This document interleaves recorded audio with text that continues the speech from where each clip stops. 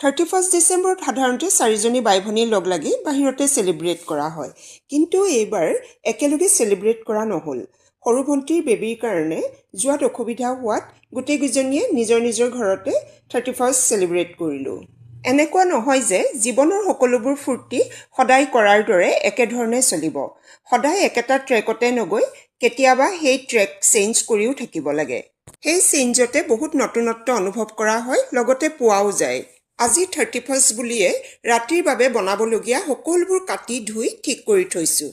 Roast whole chicken হাজবেণ্ডে বনাব আৰু মই মাছৰ জোলখন বনাম। বাহিৰতে হাজবেণ্ডে বৰ ধুনীয়াকৈ জুই একুৰাও ধৰিছে।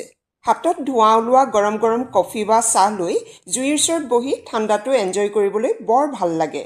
আজি কেলকাতা, মণিপুৰ, অৰুণাচলৰ গেষ্ট আমাৰ হোমষ্টেত আছেহি। গেষ্টকো কোৱা হ'ল আপোনালোকে ইচ্ছা কৰিলে জুইৰ ওচৰলৈ আহিব পাৰে।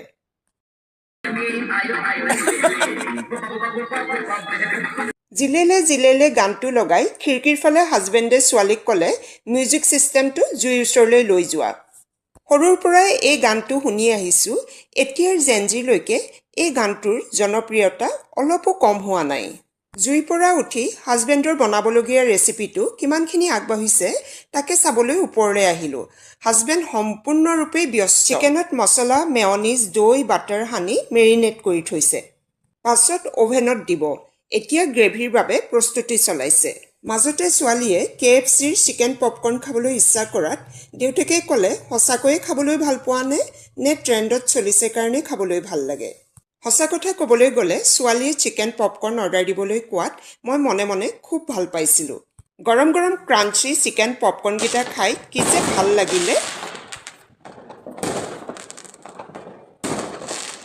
মোৰ মাছৰ ৰেচিপি বনাবলৈ ওপৰলৈ আহোঁতেই নন ষ্টপ ফটকা ফুটোৱাৰ শব্দ শুনি 12টা বাজিছে বুলি গম পালোঁ। লগে লগে ময়ো মোৰ বনাবলগীয়াখিনিৰ বাবে লৰালৰি কৰিলোঁ। হাজবেণ্ডৰ বনাই হোৱাত মই মোৰ বনাবলগীয়াখিনিৰ বাবে খৰখেদা কৰি টেবুলত সজাই পৰাই দিলোঁ। মাছৰ জোলৰ লগতে কাঠআলু, ধনিয়া দি মাটি দাইল, লগতে চালাড এখনো বনালোঁ। ভাত হোৱাৰ লগে লগেই গৰম গৰম ধোঁৱা ওলোৱা ভাত প্লেটত দিলোঁ। চিকেন ল'বলৈ সুবিধা হোৱাকৈ পিচ পিচ কৰি দিলোঁ। চিকেন খুব ছফ্ট আৰু টেষ্টি হৈছিলে।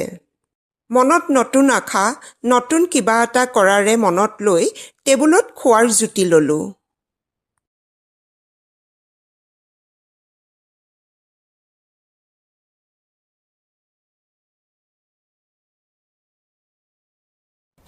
ডিচেম্বৰত সাধাৰণতে চাৰিজনী বাই ভনী লগ লাগি বাহিৰতে চেলিব্ৰেট কৰা হয়।